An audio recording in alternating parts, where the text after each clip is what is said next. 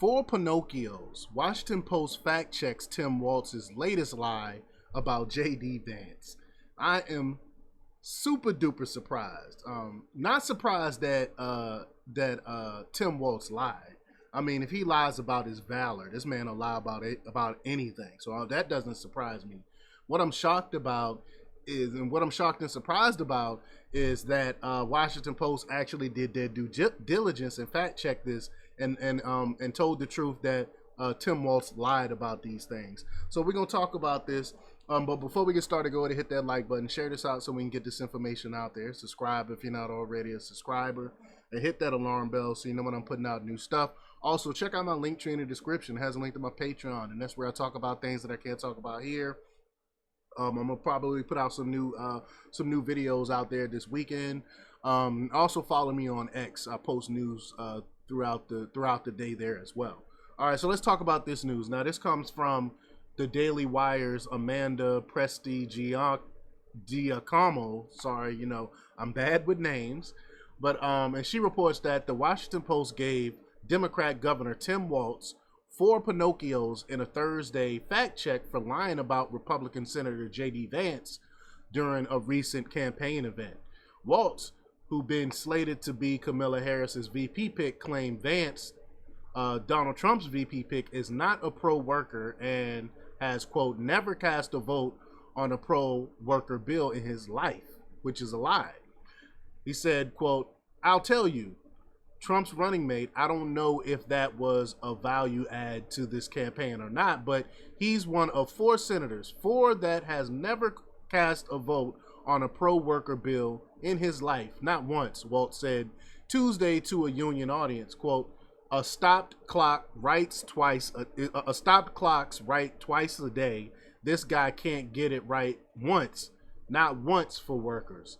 The only thing those 2 guys know about working people is how to work to take advantage of them, the governor added. The Post said that they were, quote, struck by such false language from Walz and suggested he borrowed the talking point directly from a far-left interest group. Of course he did. He's not going to do research on his own. And the Democrat earned 4 Pinocchios for the remarks, the most a false rating can receive. Quote, "We were struck that Walz said that Vance was one of 4 senators who had never cast a vote for a pro-worker bill," the fact check said. That was rather specific and sounded as if he was borrowing from a legislative scorecard compiled by an organization or interest group. Walz's, quote, source for the attack, quote, was a union report card that covered only 2 bills in 1 year, the Post continued. Vance has voted for at least 2 bills that help workers and had union support. So not only did it help workers, it was supported by the union. Walz's claim that Vance knows nothing about working people was also untrue, the fact check said, noting it was literally the, quote, subject of his book, Hillbilly Elegy, which is true. The whole point of him writing that book was to speak on the working class. So Walz just lies on top of lies on top of lies. It doesn't matter if it's true or not. If it fits his agenda, he's going to lie about it. But since becoming a senator, Vance has pushed pro-worker and pro-family legislation. Notably, just last month, the Republican was praised by Teamsters President Sean O'Brien for caring about working people and supporting pro-worker legislation. Here's the clip here. I mean, J.D. Vance, the short time that we've worked together, I mean, he's been great on Teamster issues. He has co-sponsored an airline manufacturing bill that addresses outsourcing of critical airline maintenance to China. He's also supported paid sick leave for our railroad workers. If you remember that situation. Sure. A couple of years ago where they weren't getting sick time, he stepped right up. He's also been very vocal and supportive of holding employers accountable who try and skirt their obligation under an independent contractor model known as DSP. So he's been right there on all our issues. We've publicly stated it. And look, at this day and age, there's nothing better than having a U.S. Marine represented as a vice president candidate. Facts. And so again, where is is Walz getting his incorrect information? He knows this to not be true. You got to know this not true. But this was not Walz's first fib against Vance. Walz suggested a false, vulgar smear about Vance and a, quote, couch was true during his first rally with Vice President Kamala Harris. The comment was so false and egregious that CNN's Jake Tapper brought it up on his show, calling it a gross smear. We all know what we're talking about here, how Walz said he did despicable things with the couch.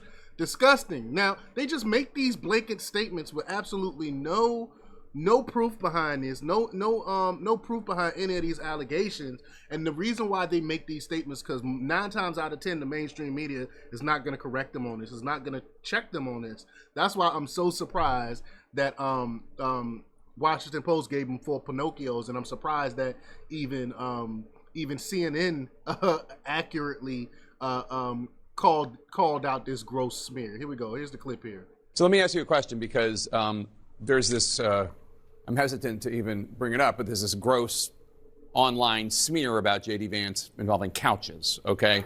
And the only reason I cite it is because Governor Walz made a reference to it during his introduction speech yesterday. And I got to tell you, I can't wait to debate the guy. That is, if he's willing to get off the couch and show up. So... A clear reference to this gross smear. So, I mean, whatever happened to Michelle Obama's when they go low, we go higher? I think Democrats have abandoned that a long time ago. Look, I get it.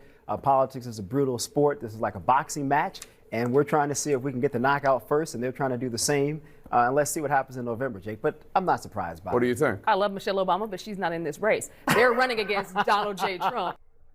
See, and the thing is, if Trump would have made a statement about that, about Kamala Harris, man, they would have all types of attacks, calling him a misogynist, calling him a racist, and all types of stuff. But it's okay for Tim Walz to make false allegations like this and joke about disgusting things like this because he's a Democrat. This is another part of that 2-tier system that we always talk about. But y'all let me know what y'all think about this. Leave your comments down below. Like, share, and subscribe. And check out jjthepsychotherapist.com for the latest in news. Until next time, peace.